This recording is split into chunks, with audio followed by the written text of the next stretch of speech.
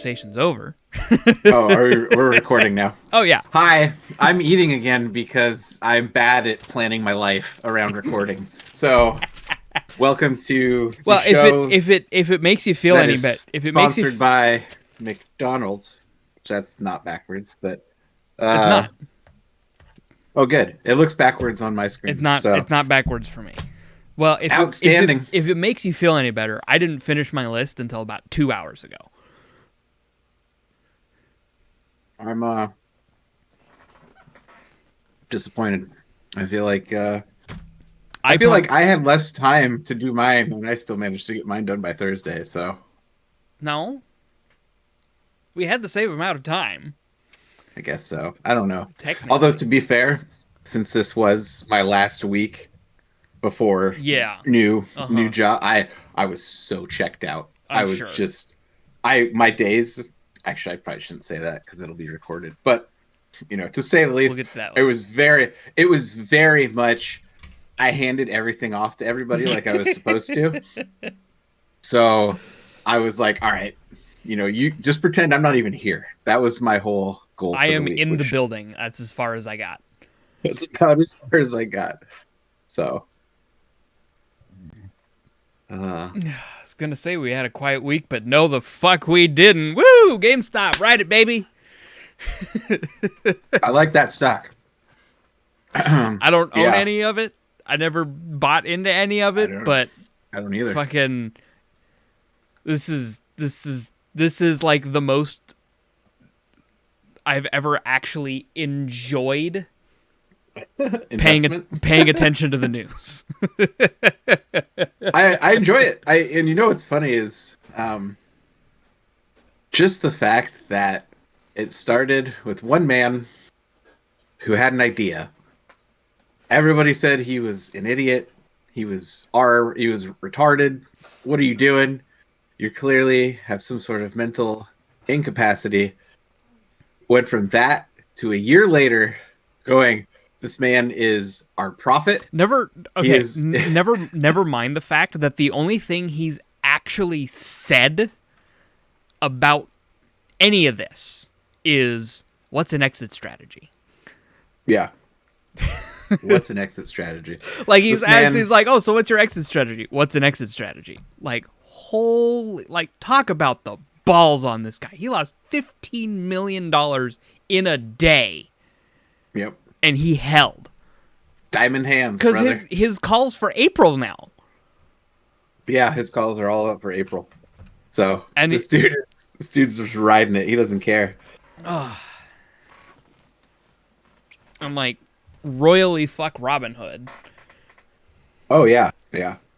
Because go figure, Robinhood's owned by the same company that's bailing out Melvin Capital. Yep. It's been a wild ride, and I'm just glad that the spotlight is really where it needs to be. And there's a lot of people going, this shit's been going on forever. Mm-hmm. And praise the people that are finally taking it in their own hands to not, to stop these hedge funds from doing this shit. And they're slowly eking it into other stocks. They're paying attention to people are paying attention to what's being shorted now, and they're jumping on it to grab up all the stocks that they can to drive that price up. Yep. And it's working. It's hilarious. And it's beautiful.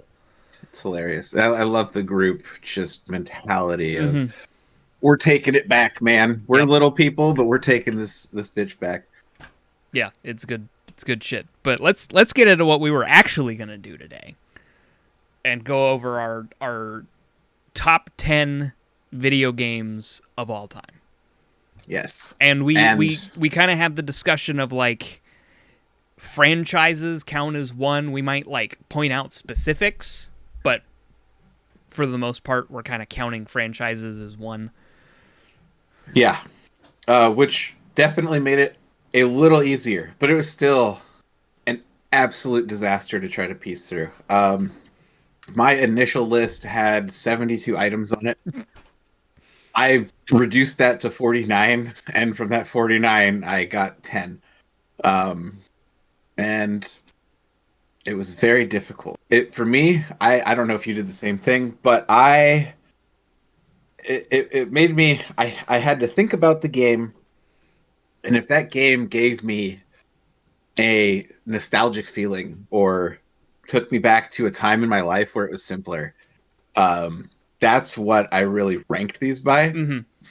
Not so much playtime. I did but I did sort of like it's a little bit of playtime was a factor for me, but I also did it based on just like how much of an impact did the game have on, you know, where was I at when I got into that game and that sort of thing. Yeah. So I think do you just want to get right into it? Let's just get who's starting this bitch. You go ahead. Yeah, Start I'll it. do my first one. We're going 10-1. 10 to 1. Right? 10 to 1. Okay. You got to save the best for last. So my number 10 is the Splinter Cell series up to Double Agent. So Splinter Cell, Pandora Tomorrow, and Chaos Theory. Those three. I had all three on probably the worst console to have them on, the GameCube. Oh, wow. Yeah. Yes. Oh, yeah. Oh, wow. And I played through all three of those games countless times. I would just like the way I watch some shows where I'll just watch it over and over and over again, like once a year I'll watch it. Like the Splinter Cell series up through those three games were like that was what that was for me. I would play them once a year and just knock it out of the park. I absolutely adore those games. And I'm so mad that Pandora Tomorrow didn't make it to Steam for some reason. I don't know why.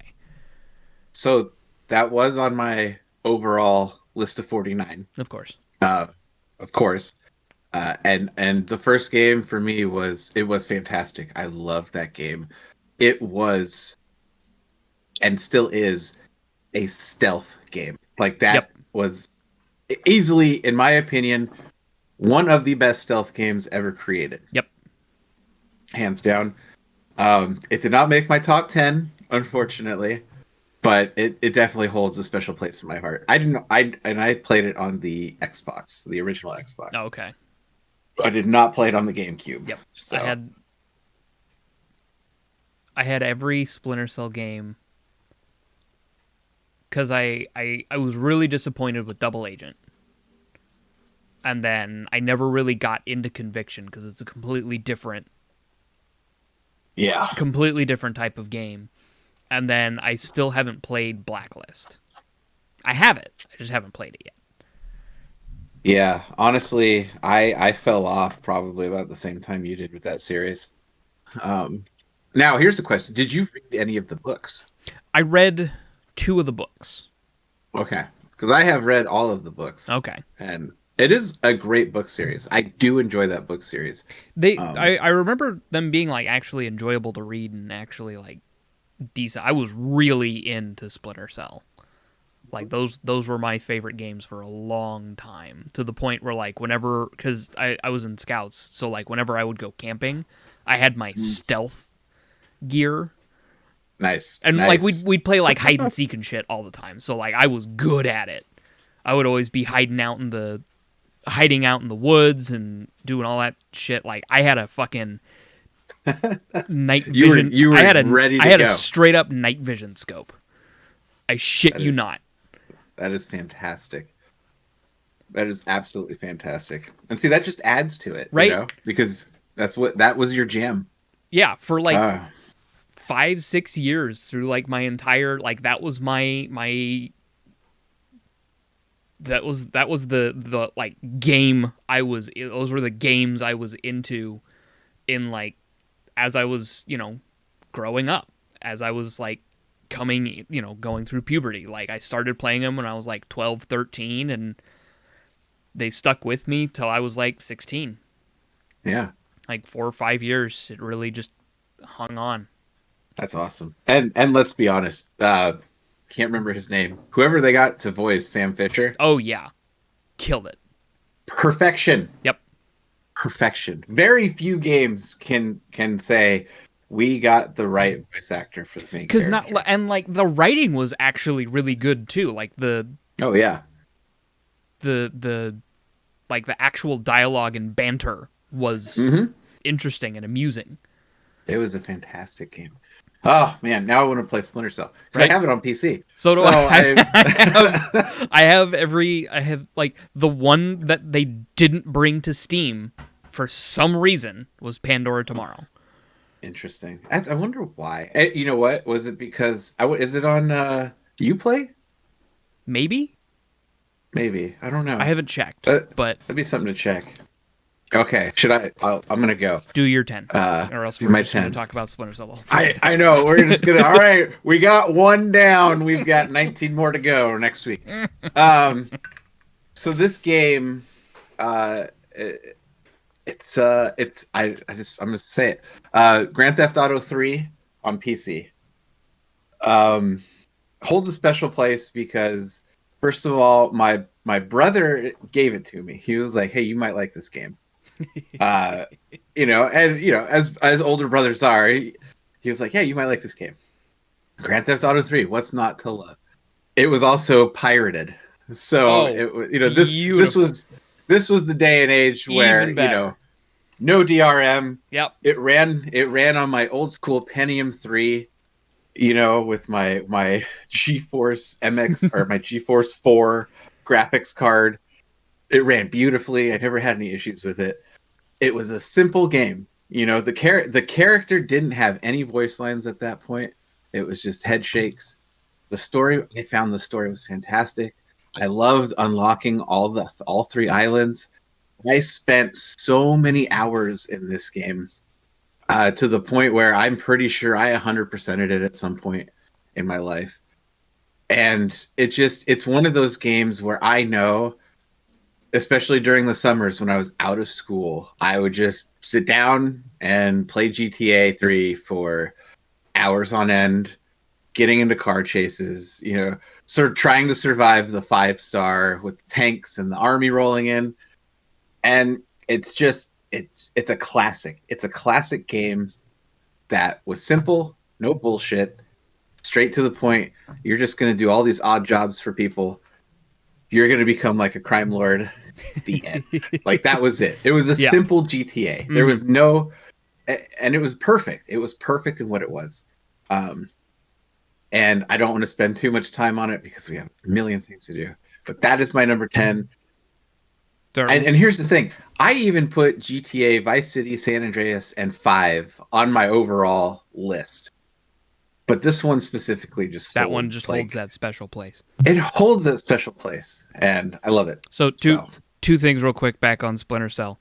It was Michael Ironside who did the voice of Sam Fisher. And Dennis Haysbert was the voice of Lambert. Oh, really? Yeah. I was going to say, because Lambert's voice was perfect, too. Character. It was Dennis fucking Haysbert. I was like, I recognize that name. Oh, that guy. Okay, yeah. No, 100%. Absolutely killed it. Fantastic. I love it. But, it was Dennis Haysbert only in Pandora Tomorrow. Well,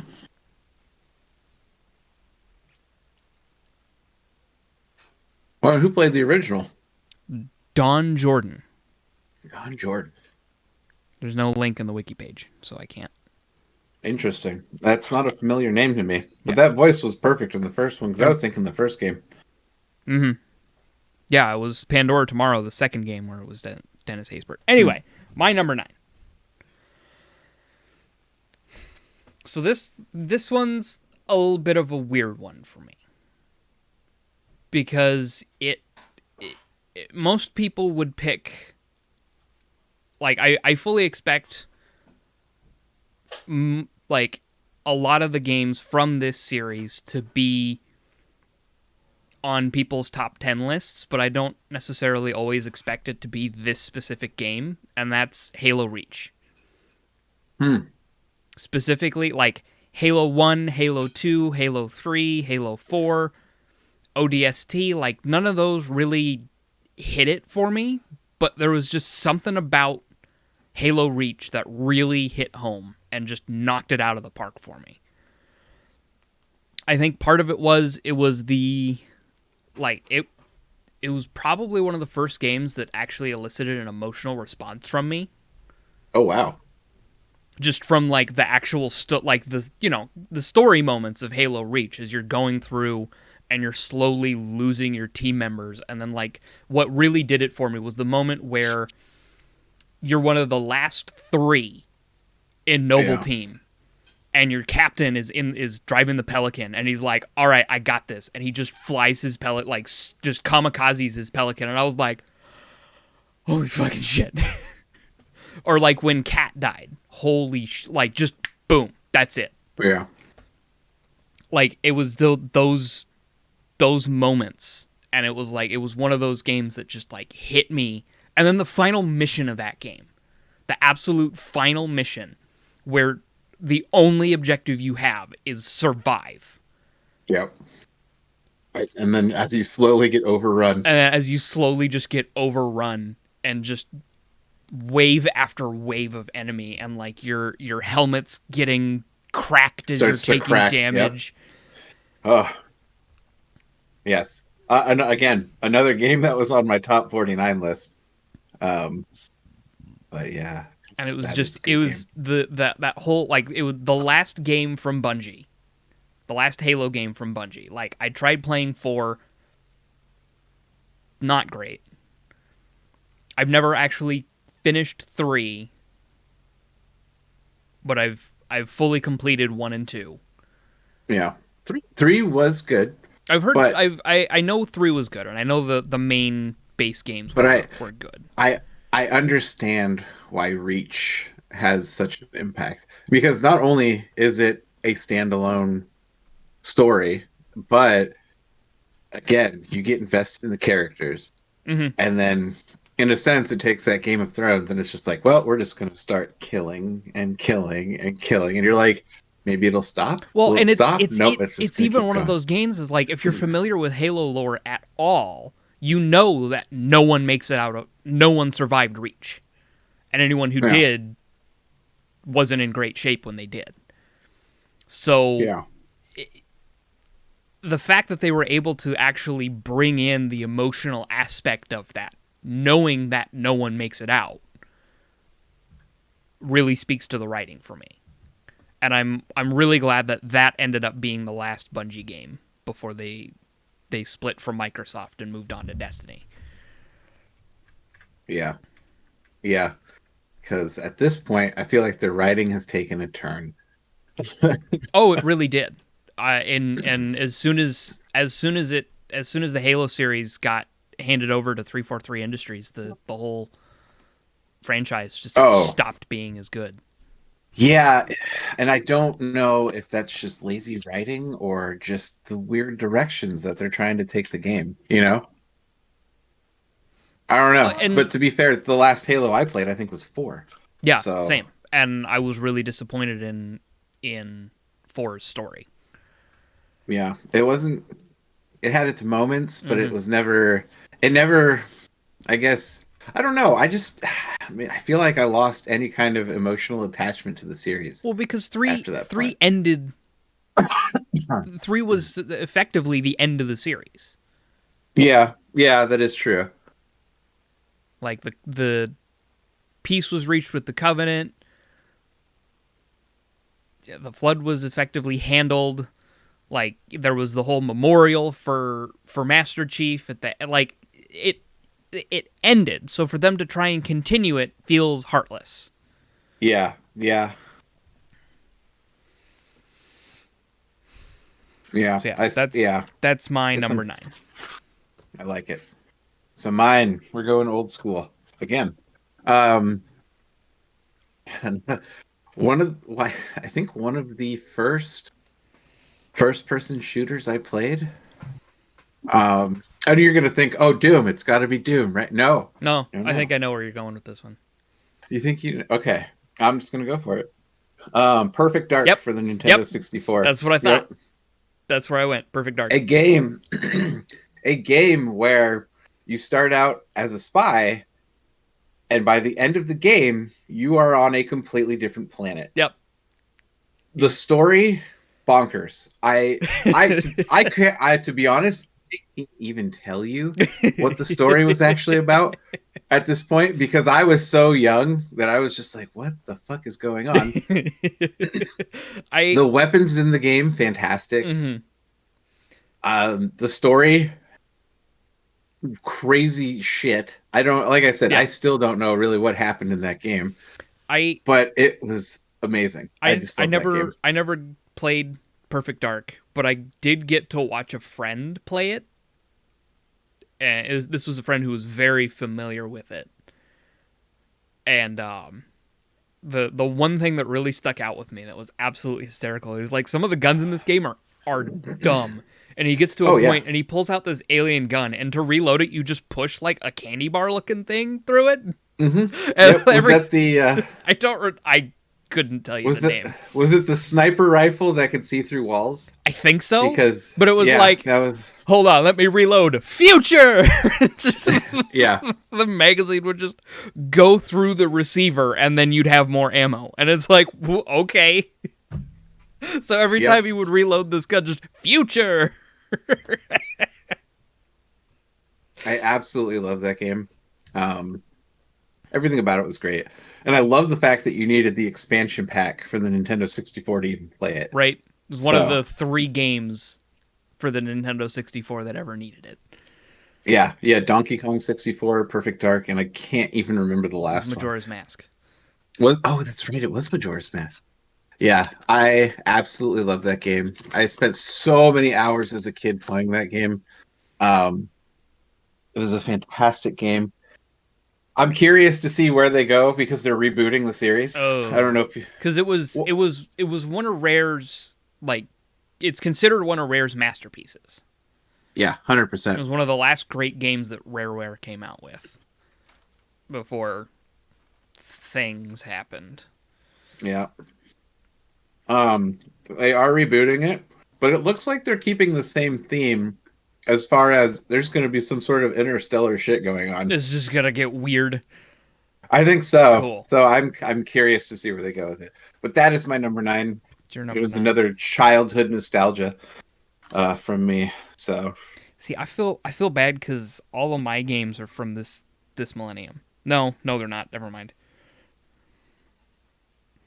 A lot of mine are old.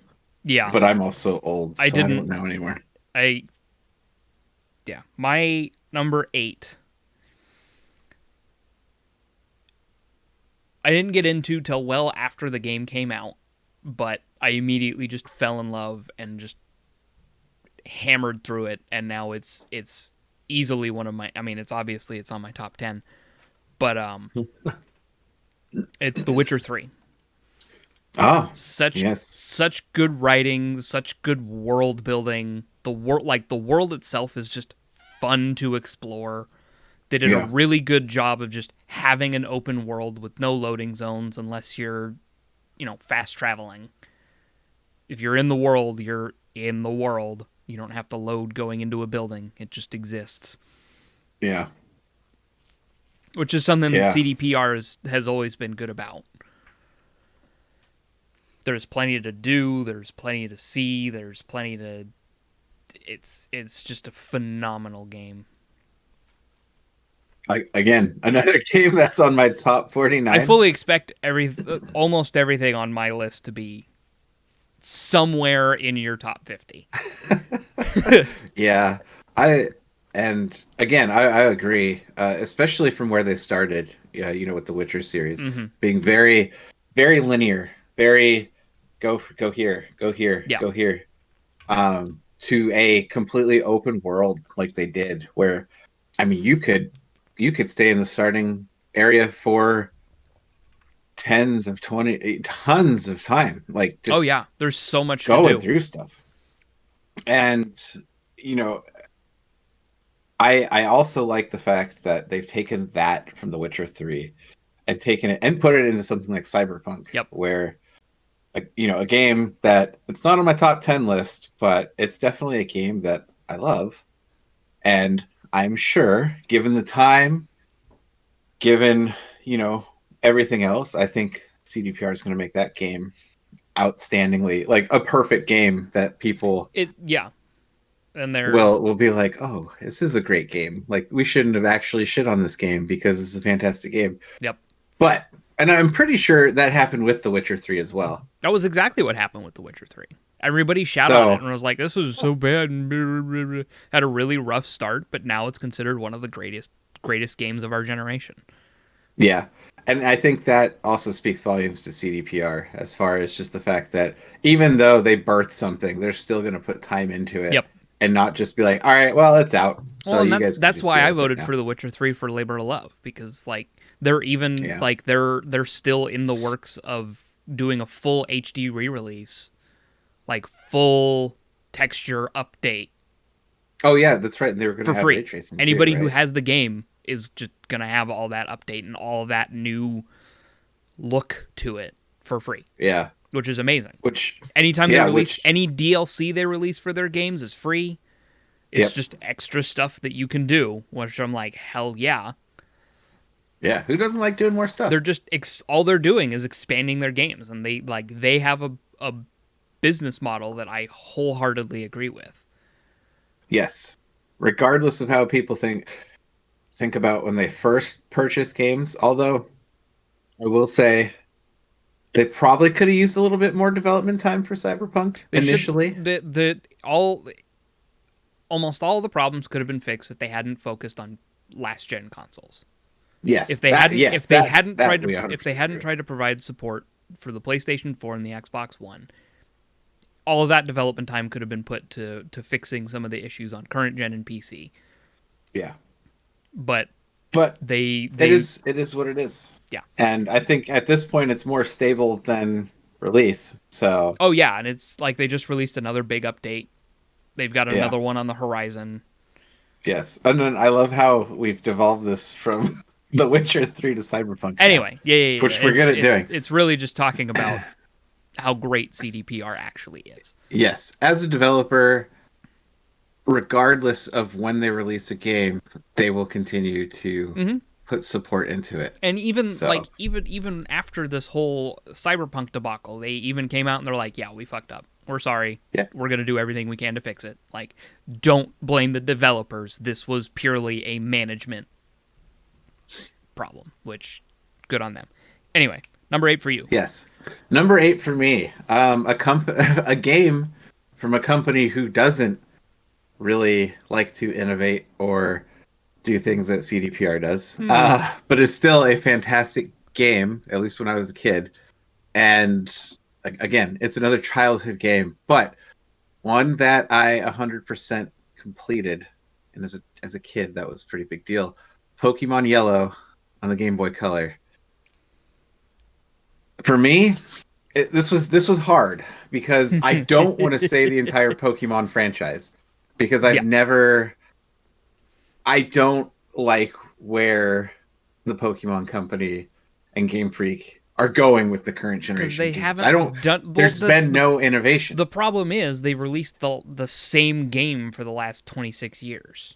Yes, just new textures and updates. It's the same, and functionally identical. They refuse to release what people want, and that is a fully explorable every area that you've ever created in your series. Every map, one giant world. That's what the people want with every Pokemon. We're never gonna get it, but they refuse to do it. We're never gonna get it. But going back to that game as a whole, Pokemon Yellow, that was the first Pokemon game where you could catch all 3 starters because you started with Pikachu, but you could also get Charmander, Squirtle, and Bulbasaur. It was the first game that was usable with the Game Boy Color and actually gave colored sprites and everything was like, oh my god, it's so fresh, it's so new. That was the game where you had Pikachu following you, so it was just like the anime and the manga. I remember because I got the special Pikachu edition Game Boy. There you go. Yes. When it came out, I was so I had to actually fight my parents to be allowed to like Pokemon. Oh wow.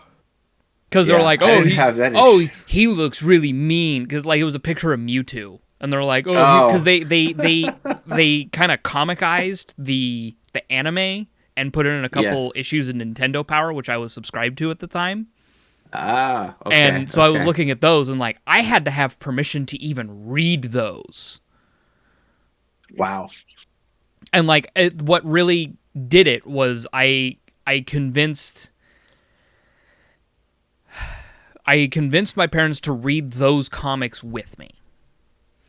But I remember like one of those comic issues had Mewtwo on the cover, and they were like, he looks really mean. And I was like, well, yeah, he's a bad guy.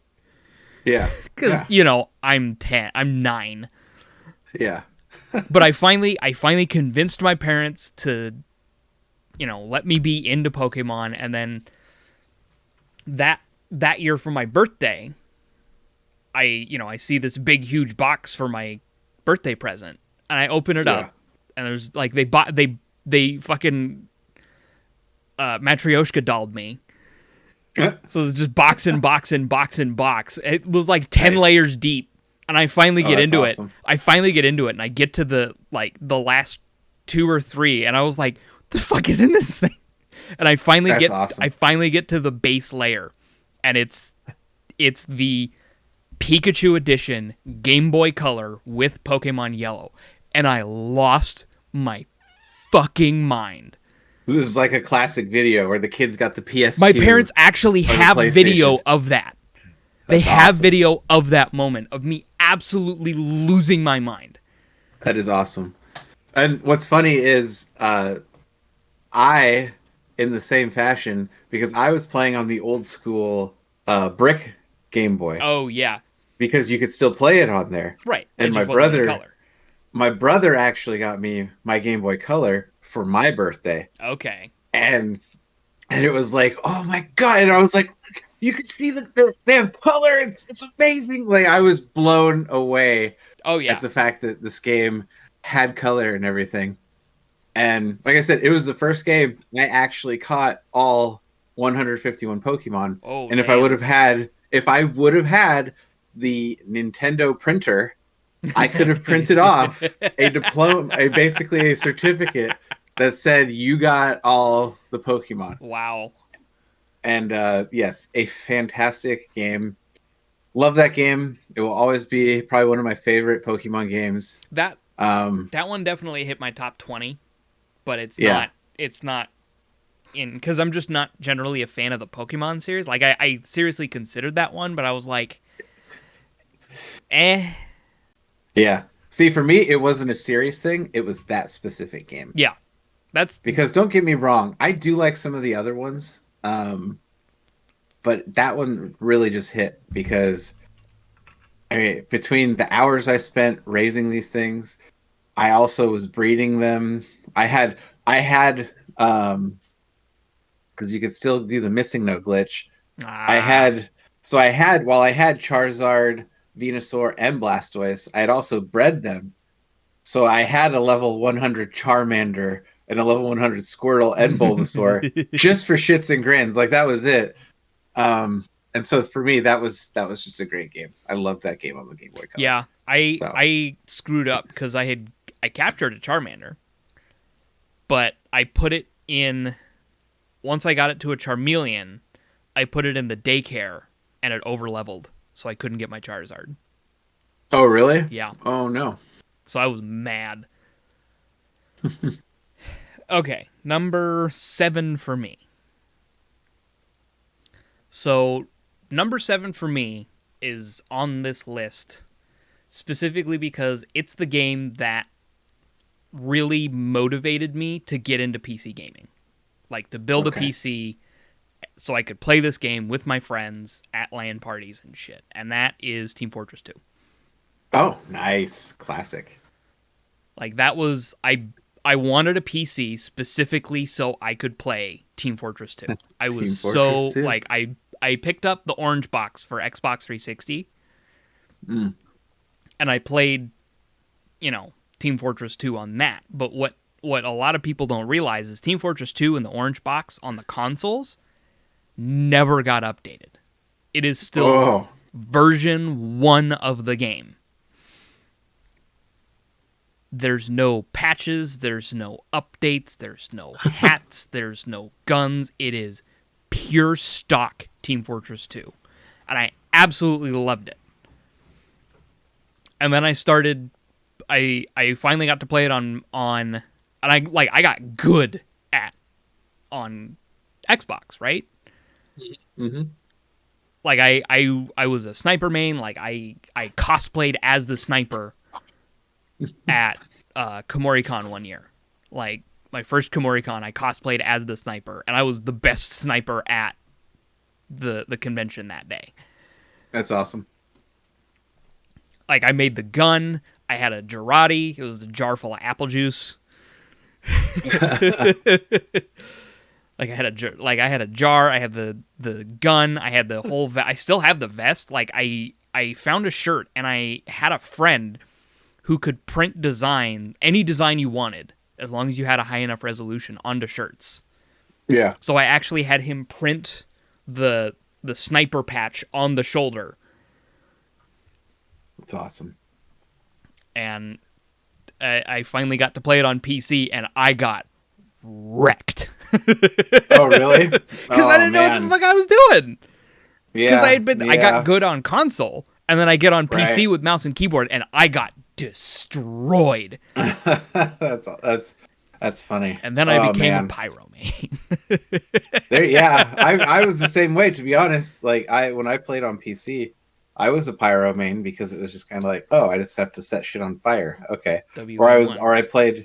Or I played medic because I was like, oh, I just stand behind the heavy. All right, cool. This is easy. Right. You know, like those were my jams back on TF2 But PC days. But then, you take into account up until 3 years ago, they still had great support for the game. Or I guess 4 years ago at this point, they still had great support for the game. They were regularly updating things, regularly inputting things. Like Man vs. Machine was an amazing update. I joined right around the time they introduced that. That's when I started playing the game. Mm. And I really enjoyed playing it. Like a couple weeks, or like right before Christmas, I was like, hey, I got an itch to play Team Fortress 2. Who wants to jump in with me? And I had like 3 or 4 of my friends that were the guys who got me into PC gaming hop on, and we just got in and we're like, this is a fucking blast. Yeah. Like even though the fucking bot pandemic was a nightmare, we were still having fun with it. Yeah, it's one of those games where it still holds to be a super good party game. Like if you got friends that are just, and it's such a light game to play that you don't need top of the line anything to play. Mm-hmm. That you can just get anybody into. At this point, now it's free to play. Yeah. So it's just kind of like, no reason, hey, it's been free to play for 5-6 years now. Yeah, and a fantastic game. Surprisingly not on my top 50 list, but still a great game. I've actually been wanting to get together a group of people to run through Man vs. Machine. Like, get a good MBM going. Yeah. Maybe. We'll see. Because that's fun, but I hate doing it with randos.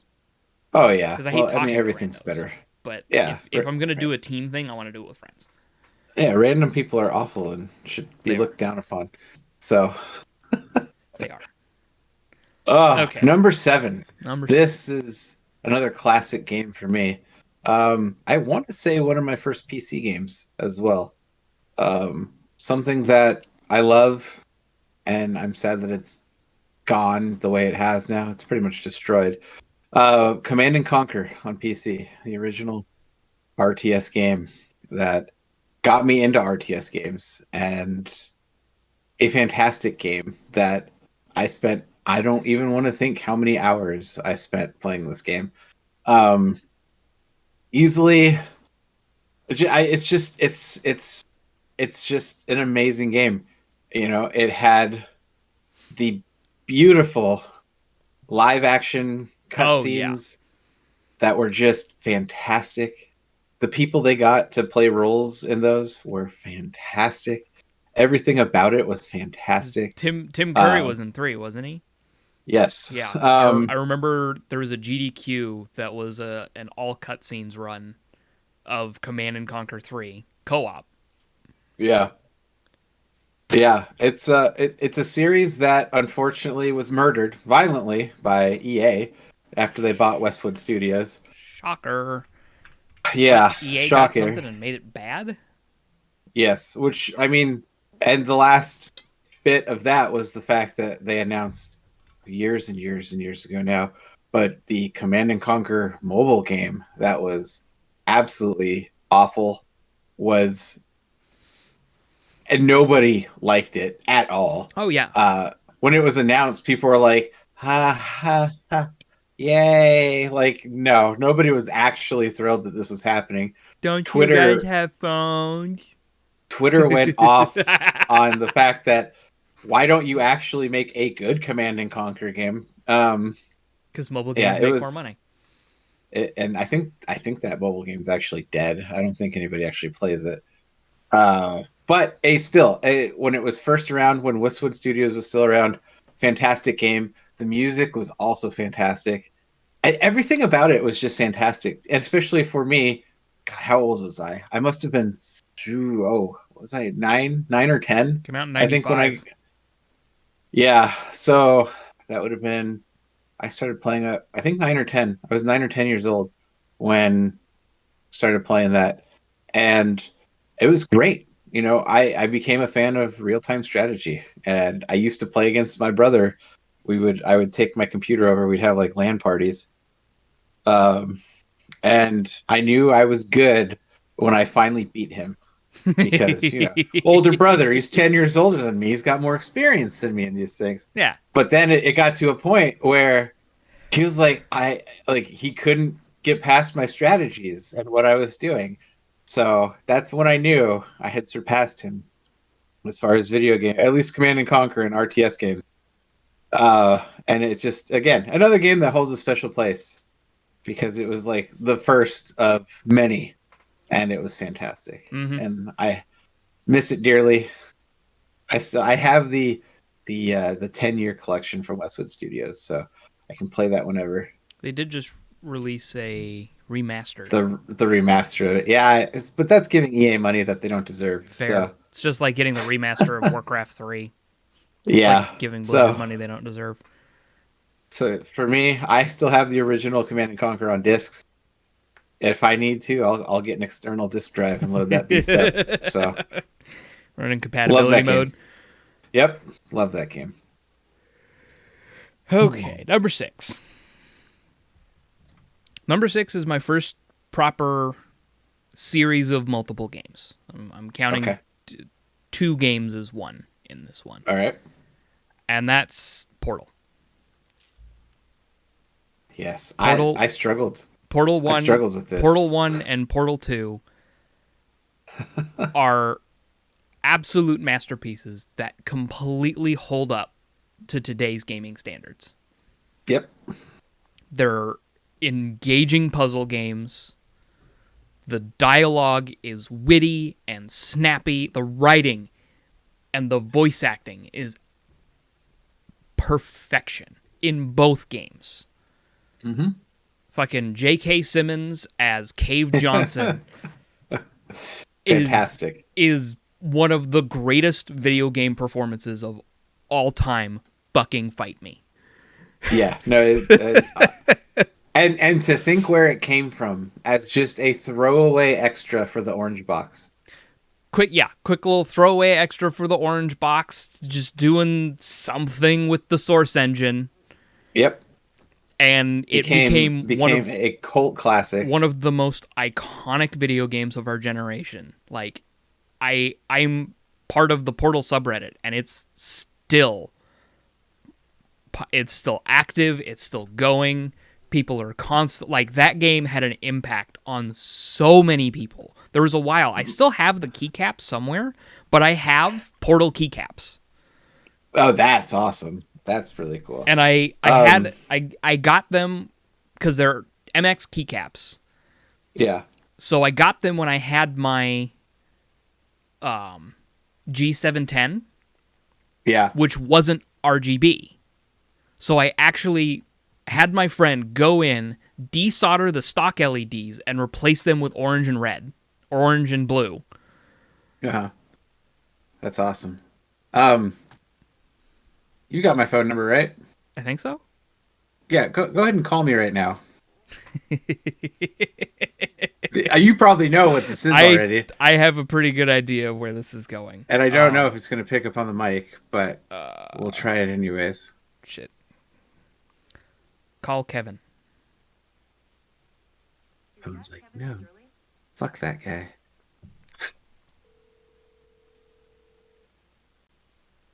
Hopefully it like picks up. I don't know if it's going to pick up on the mic. I'm not getting anything. Damn you, RTX voice. Either way. Oh, I hit answer. This is a triumph. Yes, yeah. It is the end credit song to Portal, which has been my ringtone for I don't even know how long at this point. It's like, talk about a game that just had an impact. Yeah, because like everything about even on the like Steam controller, one of the boot up sounds you can have for it is that tone. Yeah, yes, which I do. I have that. Same. Because I own a Steam controller because I bought one when it was $4. Same. So. And a Steam Link when it was $4. Because I don't use them. Same. But damn it, that's about what those things are worth. Well, from the Steam controller anyway. I need to actually try it. Part of me is curious if I'll actually like it. I actually managed to figure out a way to set it up to actually just browse my computer with it. That's cool. So like I had one of the haptic pads as my cursor, and then the left and right trigger is my left and right click. Yeah. And I was able to just do browsing Reddit, watching videos. Okay. 6 for you. 6 for me. A slightly newer game, actually. Well, not that new, but still another one where this got me back into a more competitive FPS kind of mindset. And I think you might know what it is, but I don't think you actually know what it is. So now I'm second guessing myself. so I mean, this was a game that I put so many hours into. I came into it technically late because this game came out before I got into it. But a friend of mine showed it to me, had me play it, and I was like, I need to buy this game. And that for me is Call of Duty 4 Modern Warfare. One of the few games where I actually went out and bought an Xbox 360 to play this game and bought a new TV so I could better see in this game and play this game. And all this stuff. And a game where, I mean, we've put so many hours in. Oh, yeah. I think total playtime, I had over 30 days worth of playtime in this game. Even though I was late to the party, I was still in the top almost 60,000 in the world for certain records in the game. And it was a game where we got so good that our clan tag was recognized in lobbies, and we would have people just leave because they were like, we don't want to lose. We don't want to play against that. We're good. A game where I was accused of having a modded controller because of just how quickly I could fire semi-auto weapons. It's just an all-around game where I put so much time and energy into. I mean, we would get off of work, and we actually went down this nostalgic road yesterday. Me and my really good friend John. Basically, we would get off of work at the same time. I'd have like my TV and shit in my car. We'd head to his apartment. We'd fucking land up for the day. And before that, we'd hit KFC, where we'd get a double down, a famous bowl, and then a fucking gallon jug of Mountain Dew each. And fucking just Dude, like have that shit fucking playing What Call of Duty for like 8 what hours. fucking sells that for me is the Double Down. That was Oh yeah. such a testament to American Yeah. ingenuity. It was such Yes. a garbage piece of food, but it was so So good. good. You want to talk about American cuisine? The KFC fucking Double Down. Yes. A sandwich made of chicken. Sign me Yep. the fuck up. Bread? Nah, sir. Bread is Nah. only for this chicken. No. Like we don't actually need bread for sandwiches. And Bread, more it's like just, breading. exactly. And it was just that was the game that really started shit off for me as far as like getting back into a competitive FPS mindset. That was also a game where I did play with some professionals on a certain level, and I was invited to basically be like practice squad type Wow. shit, and that was, that was pretty cool. That was pretty awesome. That's And some cool shit. I met a ton of people along the way in that game that, some of them are still around, some of them aren't, and it's just kind of it's one of those games where Yep. it was one of Infinity Ward's. It was easily Infinity Ward, because this is Infinity Ward before all the drama and they split off and people left and shit. Mhm. So this was like the height.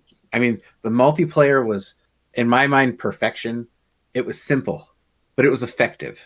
Yeah. The story was fantastic. It was engaging. It still has one of the best missions in the game with Gilly in the Mist, where you have to crawl around the map. You have to like take shots with your AI partner.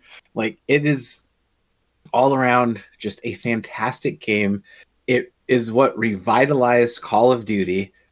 It's probably why we have them launch once a year now, because Activision really took off when this game Yeah, they really came did. out. And fantastic game. I love the fact that they relaunched this Modern Warfare series with alternate timeline.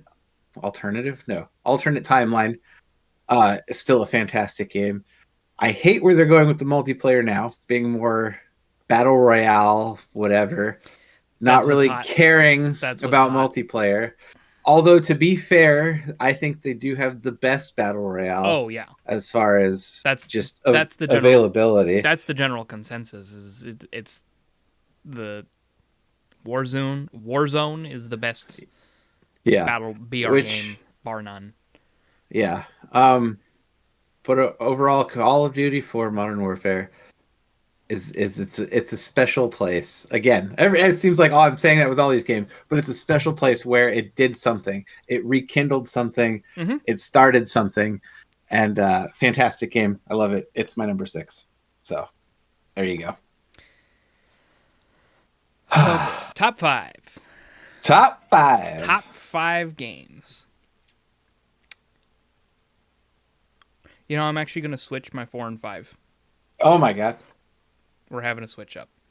So my number 5 is Borderlands 2. No. Oh. It is Monster Hunter World. Well, I considered putting that on my top 10 list. It's the only Monster Hunter game I've ever played. Same. But it's a game that's so easy to just pick back up again. Because exactly. the mechanics are the same. Go get your good meal. Go out and hunt a monster. And it's just, it's like, it's the first game I've ever played that actually made grinding fun. Yeah. Because the whole point, the whole game is grinding. It's about grinding monsters to get better gear, to improve, to kill more monsters, to get better gear, to just, it's the whole game is a grind, but they made it fun.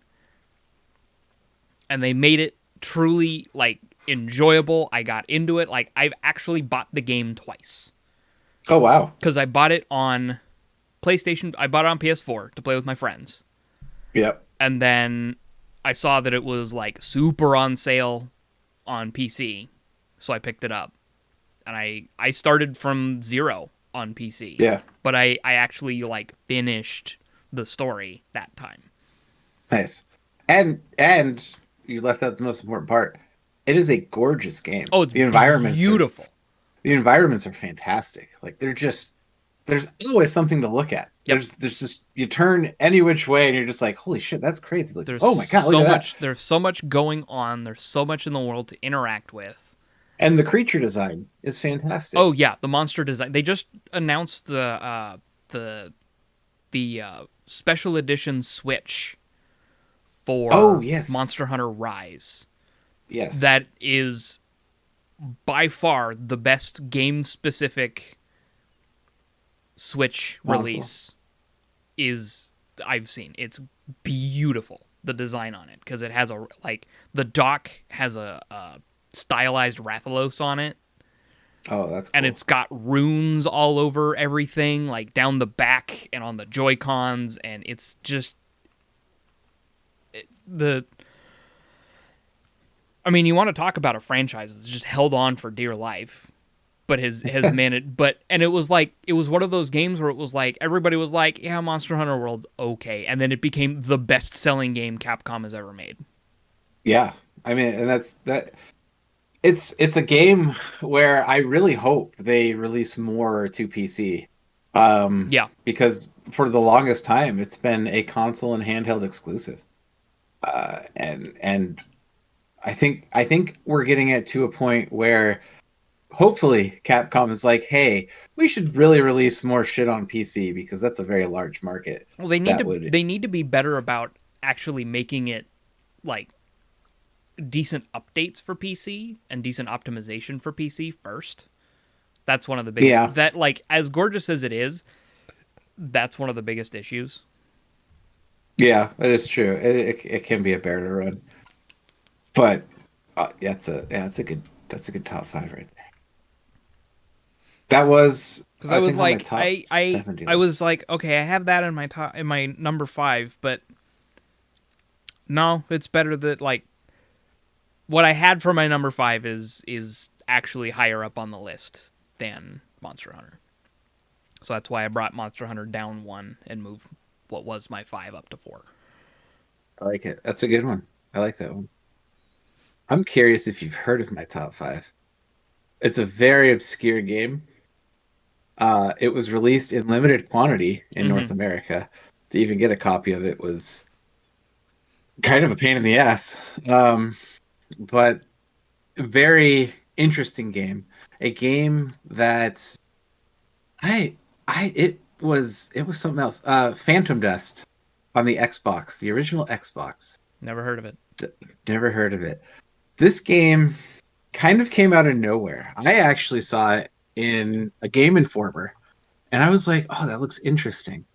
The premise was you use psychic abilities in these levels, and you build essentially psychic decks, and everything kind of comes up at random in your deck when you pick it up, and you get different spawn points for your deck around the world while you're doing whatever you need to do. So it was a game where essentially it was like a deck building game, but you had to fight creatures and other people in the game or in the levels that you were playing that progressed the story. And the story itself was it was so just something straight out of Japan, because it was very much like you get woken up, which is funny because it was developed and published by Microsoft Game Studios. Well, that might be the one that they were working on, because there was supposed to be a new one that came out, but they scrapped it. So I don't know if it's the new one, if that was the new one. The one I'm looking at says it was released in 2004. Okay, yeah, that's the one. Okay, so if it was done by Microsoft Game Studios, I don't know who directly worked on that in the studio, but it was something that would be straight out of Japan as far as the story goes. I mean, it had a Japanese director career. Yeah. What else has he made? But the story was very interesting, very different. very just like it just there were so many twists and turns in the story that you had no idea what was actually happening until the very end. And you're just like, Oh, what the those are nuts. fuck? Those are fun. Yeah, and you're just like, wait, I'm not even fucking real? Like that was you essentially find out that it was your friend who created you What the fuck? and because but so basically You just you hold wake Timmy's up imaginary friend the whole time? you wake no you were initially you were a real person, but you wake up in this pod, these guys rescue you from this pod, and then there's this like uh main protagonist who you're fighting, and she's like, no, he's mine. And in the end you find out she was actually his girlfriend, you were his best friend, you both actually died. Oh, And shit. he created you from literal dust, phantom dust, and used his psychic abilities to create life essentially. What the fuck? Yeah, and yeah, it was a fucking wild story, man. Mind you, I'm in like my teens playing this, like, what the fuck is going on, you know? Those But are the the deck best. building, yeah, but the overall playstyle, you had to build a psychic deck and made sure you had, and you could have like four different things on at a time, you know, using your different buttons, and it was a wild game. It was insane. It was fantastic. It came out of nowhere, and I had to actually order it online to even get it. I couldn't find it in any store. So it was a great game, fantastic game, loved it. And it's very obscure. That's why I really like it, because not a lot of people have heard of that game. So Case in point. yeah, I mean, there's only I think one other person that I know that that knew that game, and that's because I was actually trading in my old Xbox, and Phantom Dust was there. He's like, "Oh, the Phantom Dust." He's like, "I haven't played this in ages." I was like, "Dude, it's a fantastic game." And he was like, "Yeah, man, not a lot of people have played this game." And I was like, "Yeah, it's great." Wow. I actually So found someone yeah, who's played it. yeah, and of course you worked at like a not a GameStop. What was Hollywood Videos? Oh, Uh, fuck. What was that? Game Crazy. Game Crazy. Yeah, it was the Game Crazy. Oh, So man. yeah, there's another just nostalgic I trip right remember Game there. Crazy. Fuck, man. Because we would Yeah. always go, like every week, my parents and I would go to Hollywood Video Yep. and rent movies, video games, whatever for the weekend. Like every Friday, that was our thing. We'd go rent a movie. Like my parents would rent their movie. I would rent a movie for me, and then Yeah. we'd like rent a family movie. Sometimes instead of a movie, I'd get it. Like as I got older, I'd get a video game. Yeah. Yeah. And we had kind of the rule in our household is like we're not going to buy a video game unless we've rented it first to make sure we actually like it. Oh yeah, well that's just smart. It was that was a good policy because I never had any games that I regretted buying yeah at that that's point good. because I always rented it first. Yeah. But yeah, I remember when Game Crazy happened, and that was. I would always go, like, I would pick out whatever I wanted, rent it, and then just go hang out in Game Crazy while my parents were figuring out what the fuck they wanted. Yep. Wild time, man. Right? Oh. All right. Okay. Number 4. Number 4. So this one, I think, is a bit of an upset. At least Really? I think you'll consider it a bit of an upset. Okay. And that is Cyberpunk 2077. Really? I personally did not think it would be on your list because of how new it is, really. Having finished the game Yeah. and gotten the best ending, Yeah. 100%. Not only is it deserving of being in my top 10, it is deserving of being in my top 5. It is the first game I've ever played to give me an actual crisis of conscience. Oh, that's right. I remember you saying that. It actually, I remember you telling me that. There was a moment when I was in the end sequence where I could not decide what to do. I sat with my head in my hands for 5 minutes going, what the fuck do I do? What the fuck do I do right now?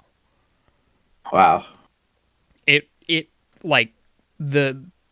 like I said, a lot of this is based on the impact that it had on me. Yeah, yeah. And it's just for a game to hit me like that. absolutely just, I was not expecting it. Like, I thought I had a strong emotional response to Halo Reach. I wept. Yeah. I Wow. wept at the end of Cyberpunk just because of how, like, because I only went and completed 2 of the endings, because when you finish, they put you right back at the point of no return. Right. So you can just go through and pound through all the endings if you've got all the criteria met, which I do. I just haven't gone back and done it yet, because the 2 I got were the 2 best endings in the game. Oh, okay. That's like cool. the 2 actual best endings in the game. And it's just like beautiful moments. Like like the storytelling was so good. I was initially very skeptical of Keanu Reeves as Johnny Silverhand, but the more I played it and the more I interacted with the character, he was so well done, so well written. And it's like, when I first started, I was like, oh, I'll try DMing the Cyberpunk tabletop, which is Johnny Silverhand in it, and I could do that. There's no way any DM could actually, like, adequately portray Johnny Silverhand as an NPC the way Keanu Reeves did. Like, Nice. the writing in general, because, like, there's even, like, little vignettes in the credits of all the characters you interacted with, kind of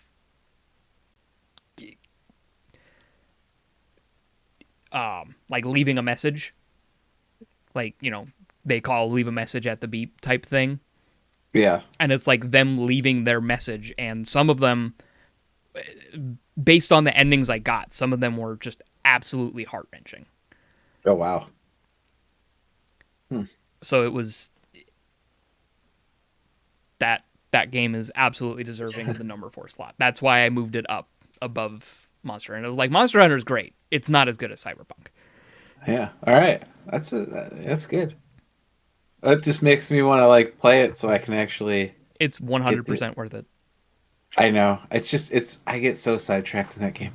Oh, It's like, fucking do shiny. it. I finished everything. Wow. I did every That's side crazy. quest. I did every thing on the street. I 100% completed that game, other than the end. Nice.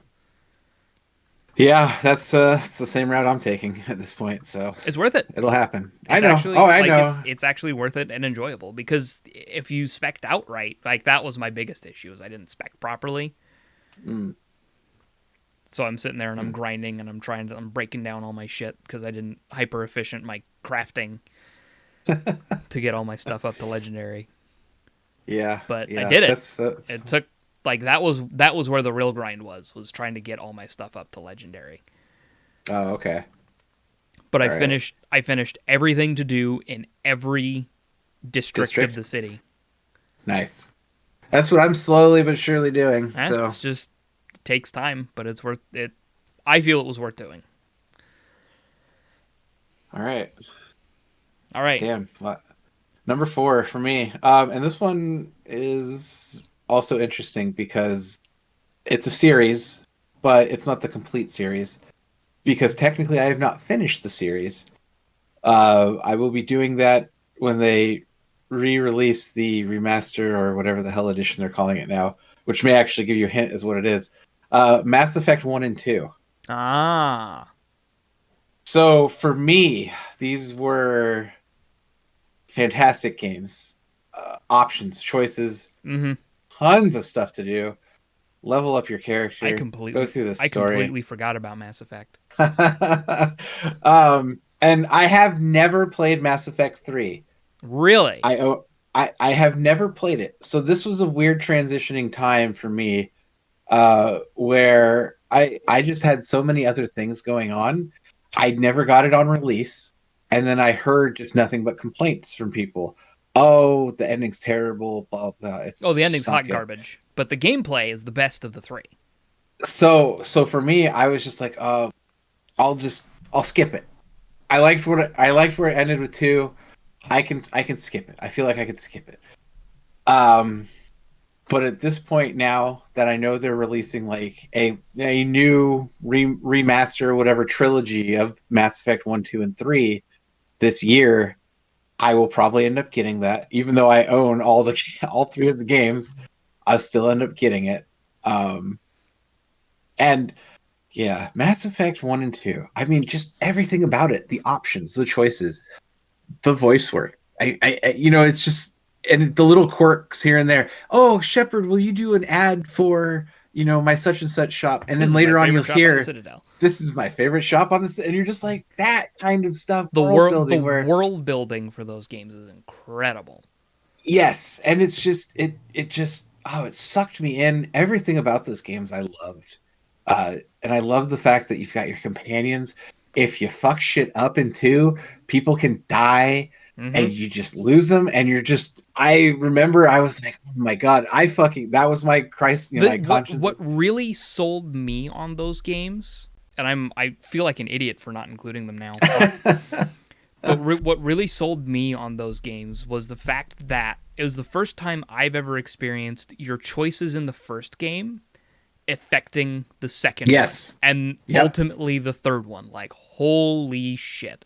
Yes, and that's what also got me. And the way of them like resetting in a new game between 1 and 2 was phenomenal. Yep. It was perfect. It's like, hi, welcome back to Mass Effect. You're dead. Yeah. Oh, sorry, you're dead. But don't worry. Operation Phoenix. Like, we're good. And even then, like, seeing how you were still fucked up, and depending on which way you went with your Paragon, the more fucked up you got, or you could either get more fucked up, or you could, hey, these scars are starting to heal. You're starting to not look all fucked off. So yes, those games, fantastic. When they release this trilogy remaster, I will finally play the third one. I'll probably play through once they come, because that's one of the biggest things that's keeping me from playing it is the first game is not in any amount of HD. It isn't. And there's mods for it. It's not even 720. Yeah, and there's mods for it, to be fair. But they're hit and miss. And if I replay it, because I think I played the first one on the Xbox. Same. I think so. It was Xbox 360 that it came out for. Was it Xbox or 360? 360. Okay, I couldn't remember. Because it came out after Halo 3. Okay, yes, or around the same time as Halo 3. Yeah, but again, I love those two games. I will play the third once the new trilogy comes out, remastered trilogy. Yeah, I love those games. Yeah. Just even talking about them, I'm like, I want to go play Mass Effect. And it's just a shame that, again, another studio, BioWare, who was here, and then they start, well, there's still a chance. Nope. Shit. Nope. Well, fuck. Nope. And it's unfortunate because that name, again, was so legendary. Yep. Back in the day. EA happened, and then it became awful. Yep. So, yeah, Mass Effect 1 and 2 are my number 4. I love those games. Love them. Number 3. Top 3. Getting into the big boys now. Yep. We're looking at Borderlands 2. I knew it was going to be somewhere. I figured top 5. I didn't think top 3. So Borderlands 2. It's the first game where I just sat down and spent 400 hours of my life. Every second of my free time, any opportunity I had, and this was before the coordination of Discord was an option. Yeah. Was coordinated with, hey, I'm playing Borderlands, you want to hop on? And I just played with friends. I played with roommates. We had LAN parties where we'd go through. We'd hop on and we'd raid boss, or like, dude, check out this fucking build I got. I can melt Terramorphous.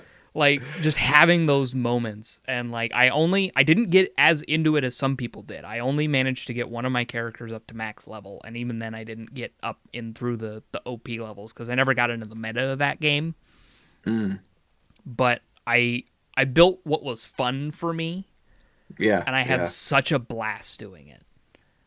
And I feel like that game had so many options for things you could do. It did, Like because you really didn't get pigeonholed unless you really wanted to pigeonhole yourself.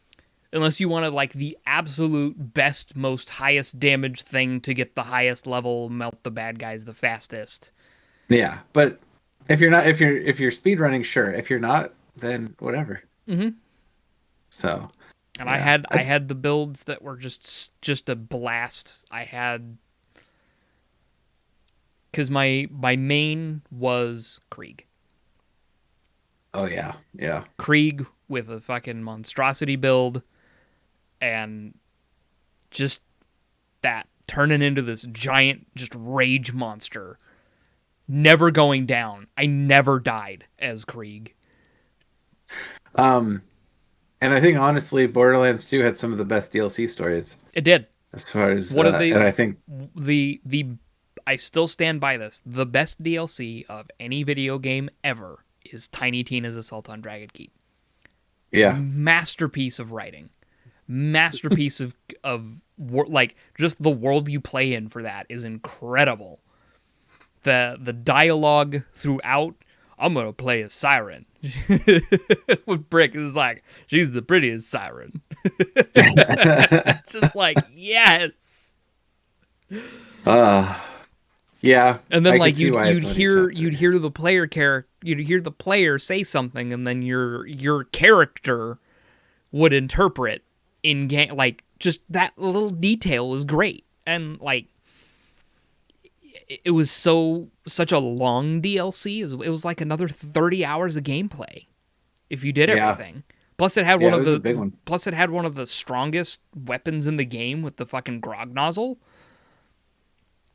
Like that the release of that weapon completely destroyed the meta of the game.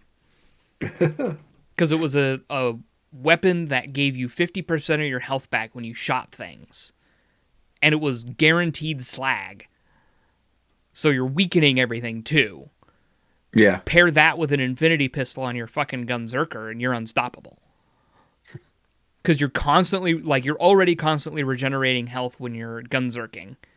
yep, You have your grog nozzle in your offhand. You have your infinity pistol in the other. Like there was one moment where we were fighting terror, like we were doing a genuine Terramorphous run, and that was the Yeah. setup our Gunzerker had. Is he had the grog nozzle and the infinity, and he just sat there just throwing damage at this thing while I'm sitting there beating it with my buzz axe.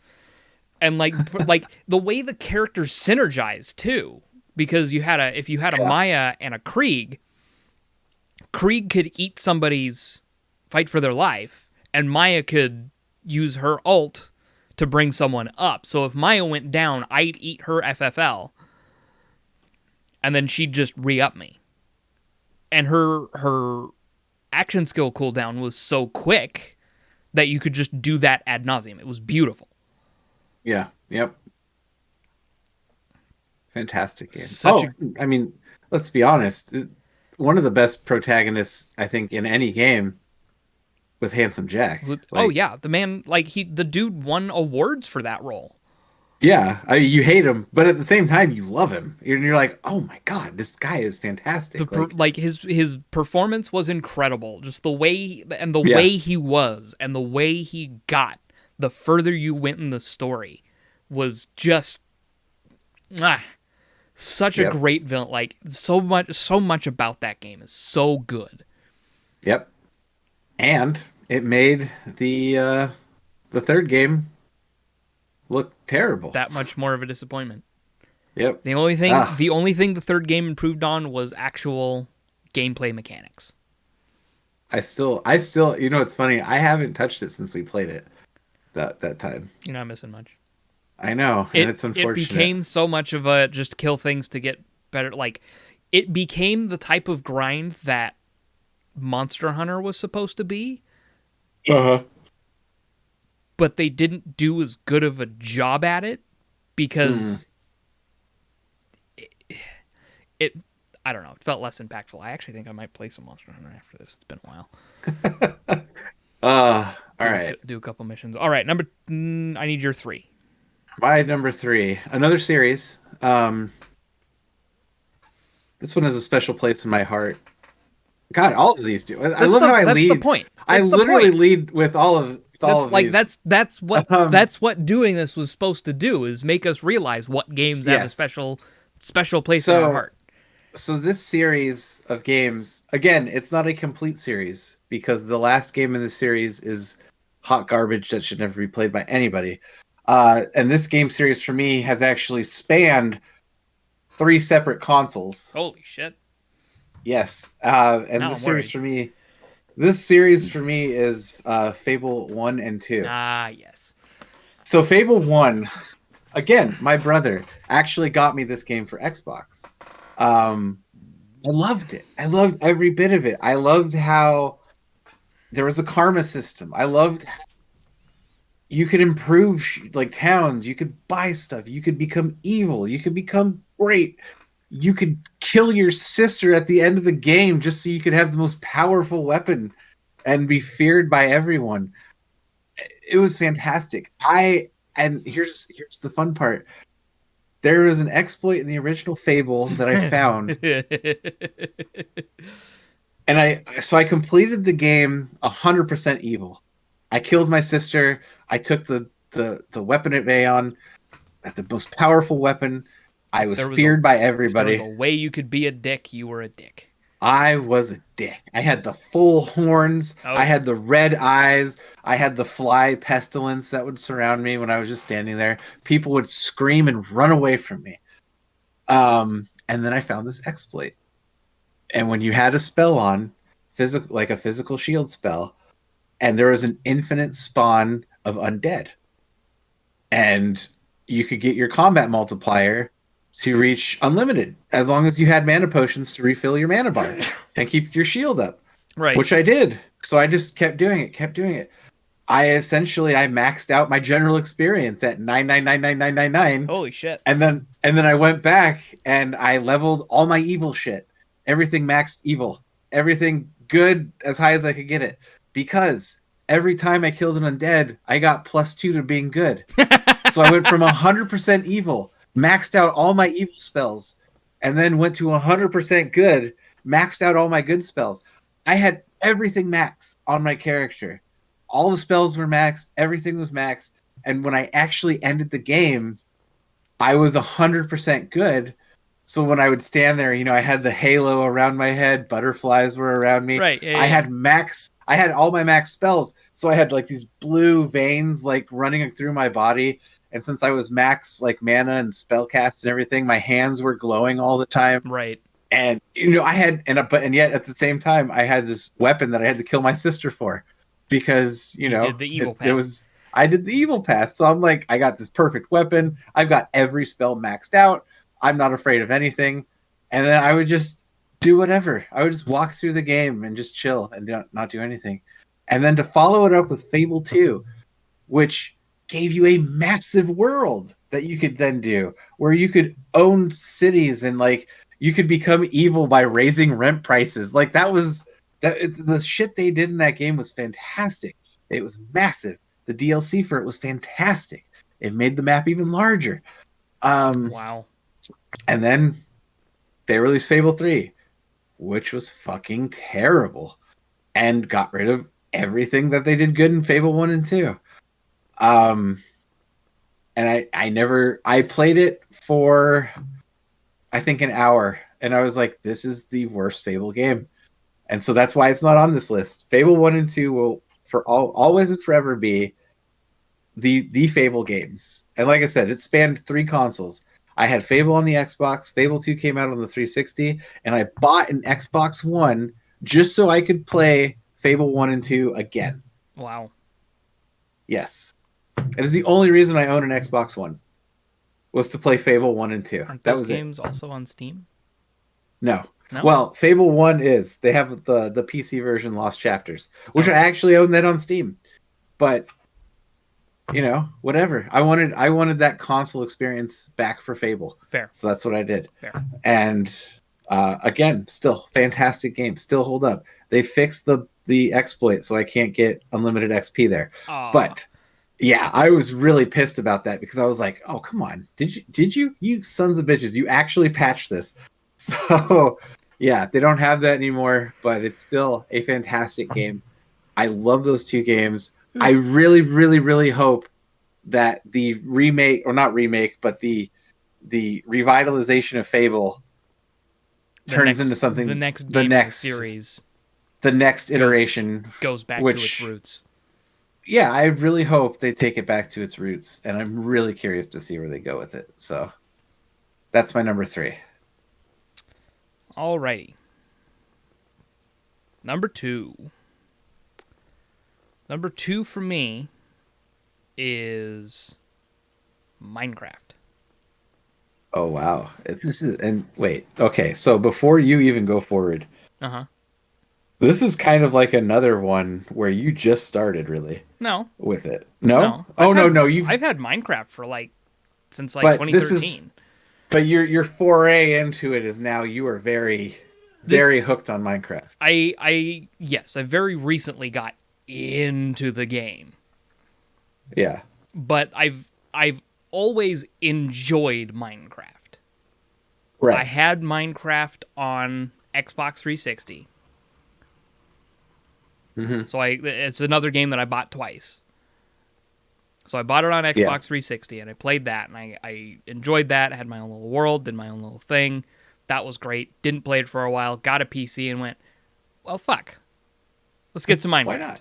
So I went and I got a bunch of birthday money. So I went and I bought like a new headset and I bought Minecraft.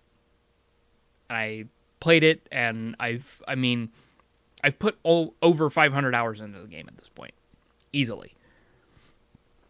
And it's one of those games that you just get into it. And like, I spent the morning literally going through the world that I'm in and just making notes of all the points of interest and the coordinates. Because I'm planning on sort of starting that world over with Juliana.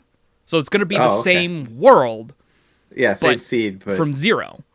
Yeah. So I was just like, I want to remember where all the cool shit is so I can, do shit with it. Yeah. See, if you were a real professional, that would be on an Excel spreadsheet. Oh, no. I'm writing it down to put into an Excel spreadsheet. That a boy. Because I'm not a fucking monster. Because I want to be, because, it's like, I'm just going around, I'm basically just circumventing the island I'm on. And I was like, okay, I want to be able to search Ruined Portal, not, have to dig through Shipwreck, Desert Village, with Temple, Flower Forest, Ruined Portal, Mineshaft Island. I want to be able to, like, find what I can, filter out shit so I can see what's up. No, it's going into an Excel spreadsheet. I just need to find everything first.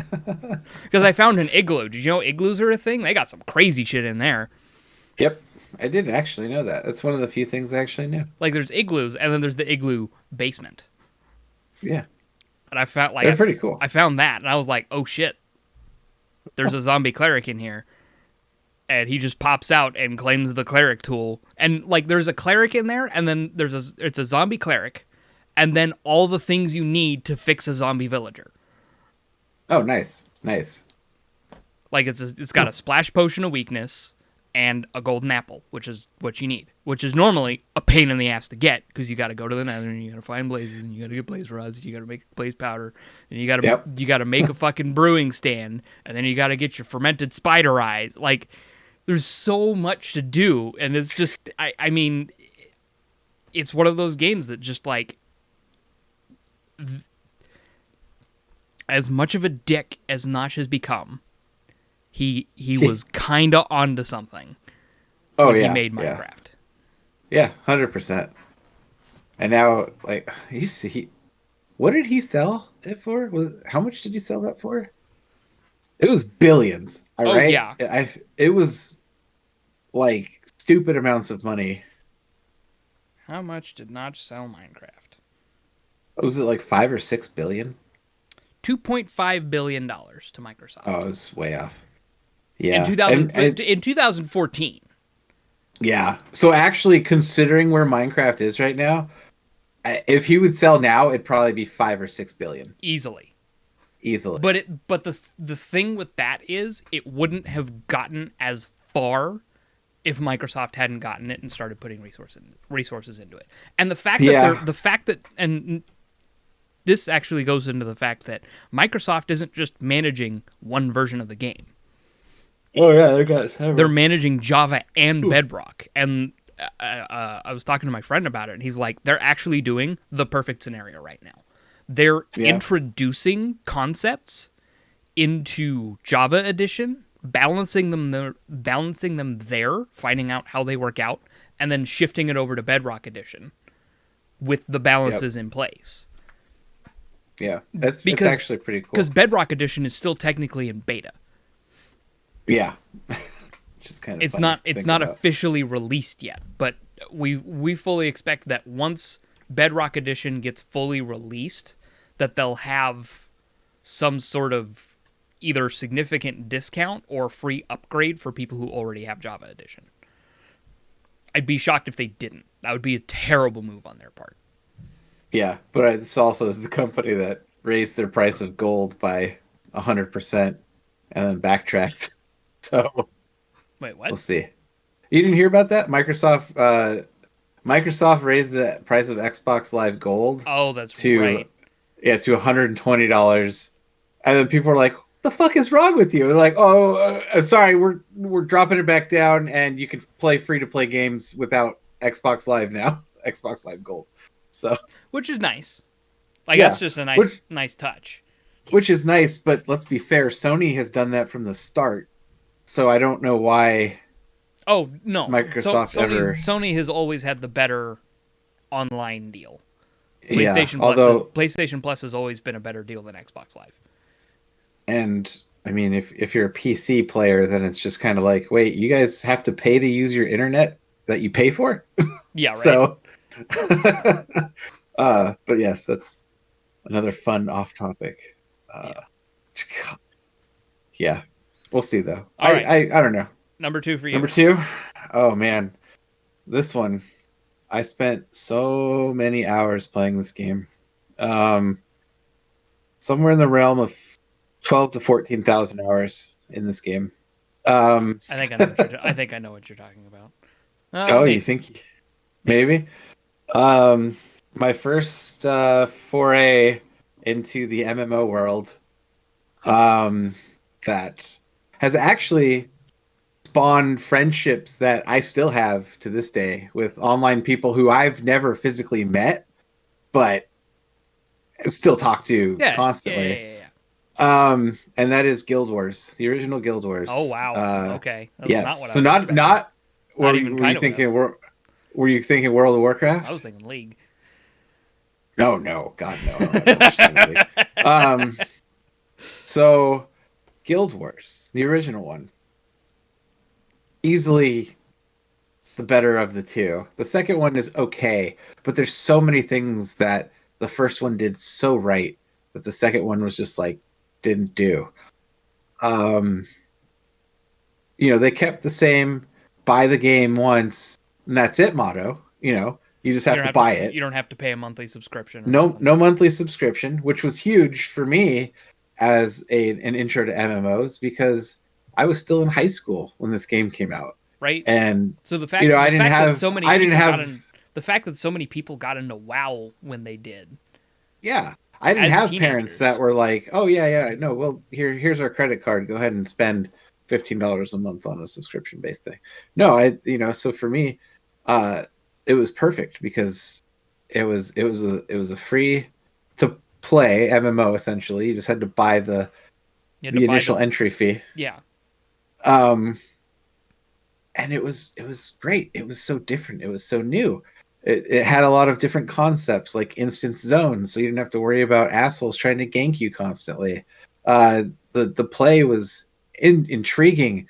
There are so many different classes when the game came out, and they added classes as they added expansions. Then there was so much to do. I learned so much. Like it's like, holy shit, there's an economy. Like you guys just sit here all day and just trade. Like this is what you do all day. And I would go to forums and check prices there and do all this other shit. And then I met people. We had a guild and we would PvP other guilds, and then that entered the whole PvP thing. And then we started doing crazy amounts of PvP because it's Guild Wars. Like, you have a guild, you fight other guilds. You know, we started doing fucking point. we started doing monthly tournaments. We started Wow. placing well in monthly tournaments. Like, it was a huge, massive game. And between, I think in total, I think I had 3 or 4 accounts total, because I had my main account, I had a secondary account, I had like a mule account that just had nothing but mules, and a third account or a fourth account. I don't even remember what I had that account for. I think I traded somebody something for an account because they're like, yeah, here, I'll trade you an account for it, this item. You know, it was a crazy time. And I mean, this was, oh my God, I was 17. So it's 13, 16 years ago, essentially. And I've met people that I still talk to this day, like 16 years later. Wow. In this game. So, you know, I built online friendships with this game. Yeah. And like I said, I've probably have somewhere in the realm of like 12 to 14,000 hours in this game. And it's just, it is easily, I compare every MMO to this game, which is why I cannot play MMOs, because it is so hard to find something that is so engaging and so grabbing. And the only thing that comes close, which is on my list and almost made my top 10, is Final Fantasy 14. And that's why it's my number 2.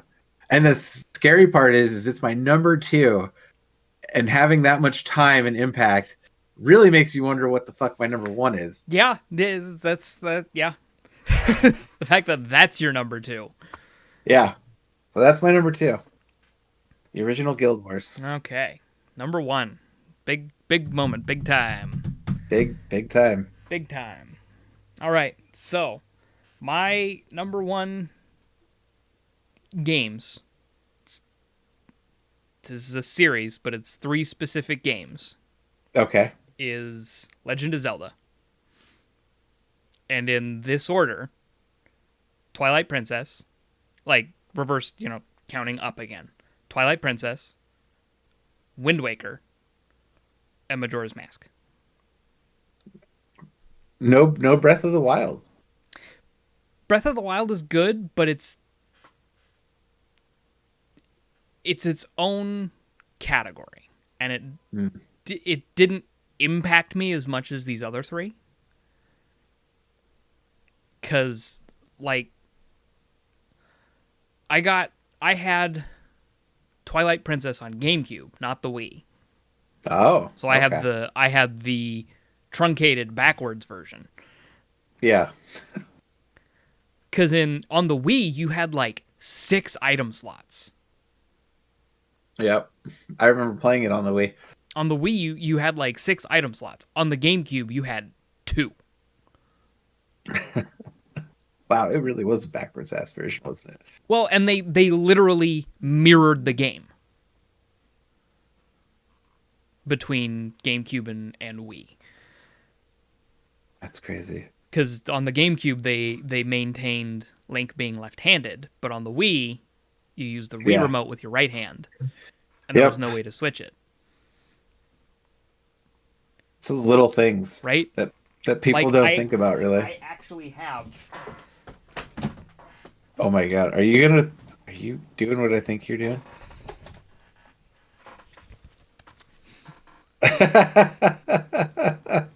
Look at that, right? Which was a pain in the ass because it's the Wii version, but I had the GameCube, so all the maps are backwards. Oh my gosh! Wow, that is incredible. I have the Wind Waker strategy guide over on my shelf. Same with the Majora's Mask strategy guide. I actually when I had a party when I was in my early 20s, I had a friend over, and I had reading material in the bathroom, in the guest bathroom, and it was like I would just thumb through my strategy guides, but I would also read like Calvin and Hobbes. Yeah. And so like my friend, he goes into the bathroom and I just hear him shout out, "You have Calvin and Hobbes and the Wind Waker strategy guide? This is the best bathroom ever." That's funny. Oh my god. So yeah, Twilight Princess really like that was the first one that really hooked me story wise. Like that Yeah. was just that had such tight. Well, no, it's not the first one that really hooked me story wise, but it was the first one where I was just like, this looks gorgeous. It's a good return to form for a Zelda game. There's a lot to do. There's a lot of the dungeons are rich and have a lot of depth to them. And then Wind Waker was another one where like the mechanics were great. The character, like I really like the art style of Wind Waker. The game itself is just beautiful. The dungeons were fun. The characters were fun. That was the first one that introduced like reaction attacks, where like if an enemy goes to do something, you can react and get them. Yeah. But Yeah. the Legend of Zelda game that has stuck with me, and really, it was my first Zelda game ever, was Majora's Mask. I'm in the same boat. That was my first one as well. Before even Ocarina of Time, I Yep. never really got into Ocarina of Time. It's a good game, but Yeah. it's not one of my favorites. Yeah. It it it's just too long, in my opinion. Now, here's the question. Did you collect all the masks in Majora's Mask? I have 100% completed that game. I have Nice. collected all the masks, all the heart pieces, all the stray fairies, I completed all of the dungeons all the way through, all of the little side quests, all of the masks. It's the first game I ever 100% completed. Nice. And it's your number one game. It's my number one game of all time. It is by far my favorite video game. I wonder. I feel like I. Because I've also played that one on 3 consoles. Because I played that one on N64, Oh shit. I played that one Yeah. on GameCube, and I played that one on 3DS. Oh, that's right. Yeah, I played it on the 3DS as well. Because I got Forgot the they released- 3DS re-release. Yep. Another thing that was important about Wind Waker, or like impactful about Wind Waker, is the first game I ever pre-ordered. Oh wow. Because if you pre-ordered Wind Waker, you got it came with Ocarina of Time Master Quest, and like it had a demo of Wind Waker on it. So Oh, like jeez. the demo version of Wind Waker, it had Master Quest and then just vanilla Ocarina of Time. Nice. So like for fucking $5 extra up front just to get Hell that yeah. pre-order thing, like yeah. Yeah. That's awesome. And that was back when you had to go to a store. And actually pre-order. I went to Walmart and I pre-ordered, like I was like, I want to pre-order, and I'm 12. Yeah. I saved my pennies. Yep. That's great. Yeah. That's Um, that is my number one video game. My number one. This series, it's a series. This series was basically my introduction into Dungeons and Dragons, realistically, because it used the D&D rule set. And also a game where you could create your own story scenarios and literally write your own story scenarios and create your own items and all this other fun stuff, which I totally took advantage of.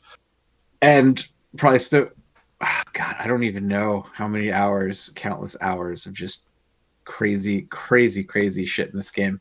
Neverwinter Nights 1 and 2 on PC. I feel like, have you heard of those games? Yeah.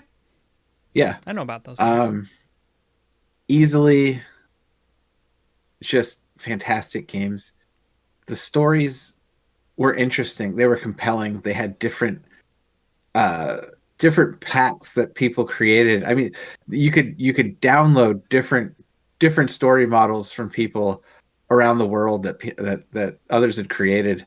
Neverwinter Nights 1 had 2 expansions to it that were both fantastic, and the second expansion Hordes of the Underdark took it from level 20 to level 40. Jesus.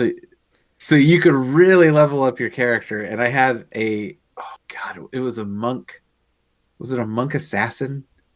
Or something along those lines. Just something ridiculous. Because I always played the monk, because the level 20 monk in those games was essentially unkillable. Mm-hmm. And I would run through that game and it was such a fantastic game. And it introduced me into, just Dungeons and Dragons as a whole, and got me really intrigued with overall character creation and kind of creating backstories for characters and just playing around with different character traits. And it's one of those games, again, it just leaves a lasting impression. And it's unfortunate that at this point, I don't think they're going to do anything. I don't even know who owns the actual IP anymore, because it used to be Atari. Yeah. And I mean, who knows what they're doing anymore. But again, just another fantastic game where I played it young. I feel like oh gosh, I think I got it out of like a Walmart bin and was like, oh yeah, who owns it? You're not gonna like that. Don't tell me EA owns it. Do they own it now? It was a BioWare game. Oh, that's right. That's right. It was BioWare. BioWare with BioWare, Atari. Cryptic Studios, Obsidian Entertainment. Like this is the whole list of developers. Obsidian, Yeah. Ocean Studios, and Floodgate. Well, maybe Obsidian will do something with it later. I mean, they did just re-release the enhanced edition for Switch, PS4, and Xbox One. But it was so meh. It was just kind of like, oh, it's a cash grab, cool. Yeah. But yeah, a fantastic series of games. I love them. I love them. I love my whole top 10. That's the part point. of me wishes I could play through this whole top 10 right now.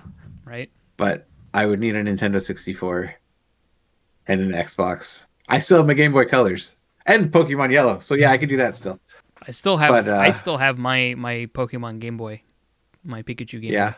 You don't get rid of that. Oh God, no. My cousin was like, "How much do you want for it?" And I was like, "Go fuck yourself." Yeah, that's the correct answer to that question.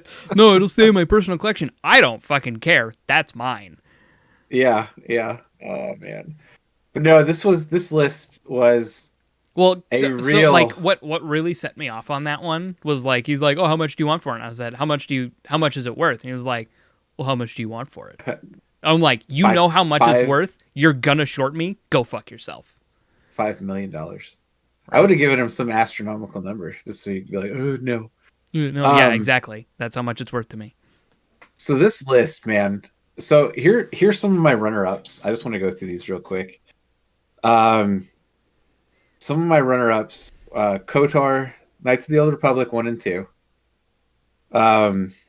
Star Wars: The Force Unleashed. Yeah, that game is one of the only games that I have ever run back to back. I finished it to get the good ending, and then I ran it back to get the bad ending. Wow.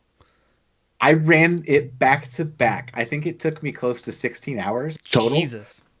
But I ran that bitch back to back, and like I loved both endings because both endings were amazing. It's either you die a fucking perfect Jedi hero, or you become a Sith assassin and you look like amazing. Yeah. And I 100% got everything in that game as well. Yep. So, so Lost Odyssey from the Xbox 360 also made my. Have you ever heard of that game?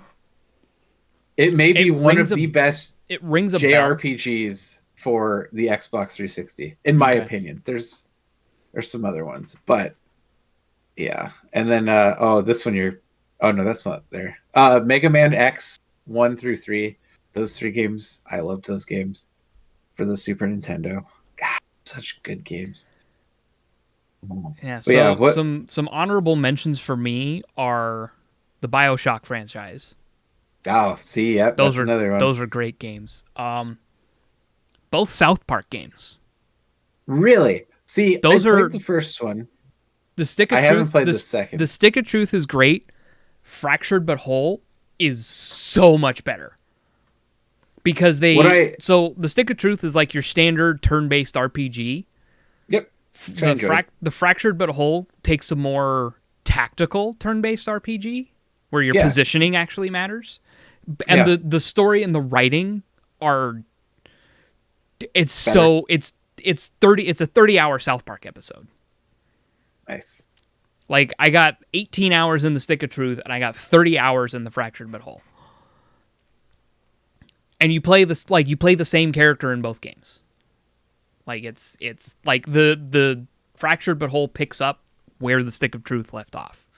Oh, that's cool. And they're just like, we're done playing Lord of the Rings now. We're playing superheroes. Let's see. Another honorable mention: the Arkham series, the Batman Arkham series. Those are great. Those were good. Those were good games. But fuck those stupid ass Riddler trophies. I did also have Deus Ex: Human Revolution. That's a good one. As a good honorable mention. God of War as an honorable mention. Bloodborne's another honorable mention for me. Yeah, I had that on my list as well. Metal Gear Solid 5: The Phantom Pain. One of the few Metal Gears where I got really invested and still love that game. I had to put these Euro and American Truck Simulator. I fucking love those games. Of course. I also had a Tiger Woods PGA Tour game on there as well. Stardew Valley is another one for me. It's a good one. It's a good one. Yeah, I mean, Persona 4, that one's... it was fun. It was a good story, but...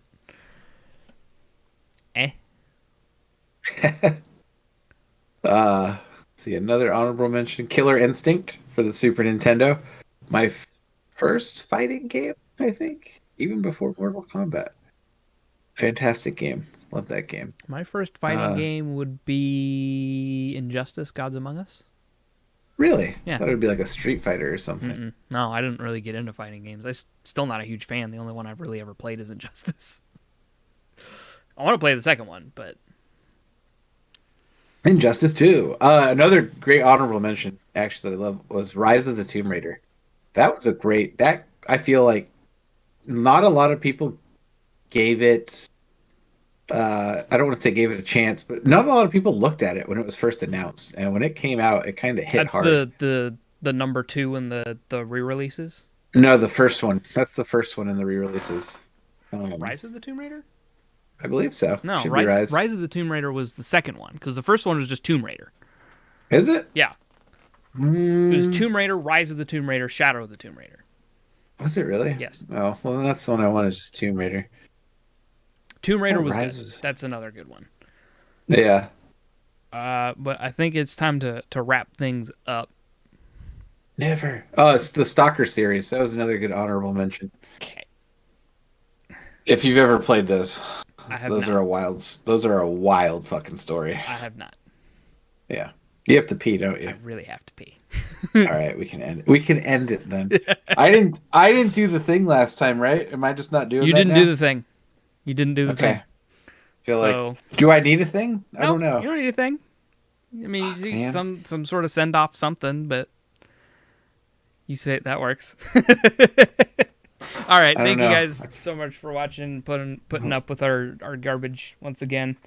Oh, whatever. This was actually probably one of our better episodes. This is actually probably one of our better episodes. So we actually had something to talk about going into it. Yeah. Don't get used next to it. week. Don't get used to it. Yeah. I don't think we have anything for next week, so. All right. Yeah, so thank you guys so much for watching, and we'll catch you guys in the next one. I'm going to do the thing. Okay, oh my. He's doing the thing. I did it.